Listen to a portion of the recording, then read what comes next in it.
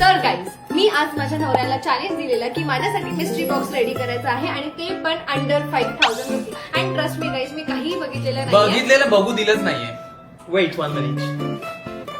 Mystery box नाही, mystery paper आहेत guys. Sorry box नाही. सॉरी चिटिंग तर नाही केली. माझा अख्खा विशलिस्ट नाही ना ह्याच्यात आहे. अजिबात नाही, अजिबातच नाही. प्यारी समझ गई.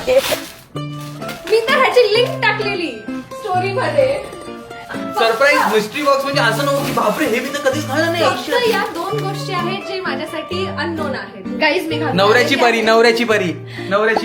तुम्ही मला कॉमेंट मध्ये सांगा की ह्यातलं मी काय ठेवू, काय रिटर्न करू. रिटर्न करण्यासारखं सोफर मला काही वाटलं नाही. मला हा खूप आवडला. चॉईस कोणाची आहे? खरंच खूप आवडला. चॉईस कोणाची आहे?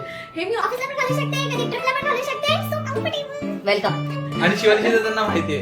मस्त, मला हे खूप आवडलं. No words. No words. एवढा आवडलाय मला. शब्दहीन करून हा टाकली माझ्या wish list माणसाला. मध्ये होता पण मी हा घेतला नव्हता. पण मी तुझी ती इच्छा पूर्ण केली शिवानी. अजून एक पप्पी. मला हे पण आवडलं. जेवढे आवडतील पप्प्या वाढत जायला पाहिजे.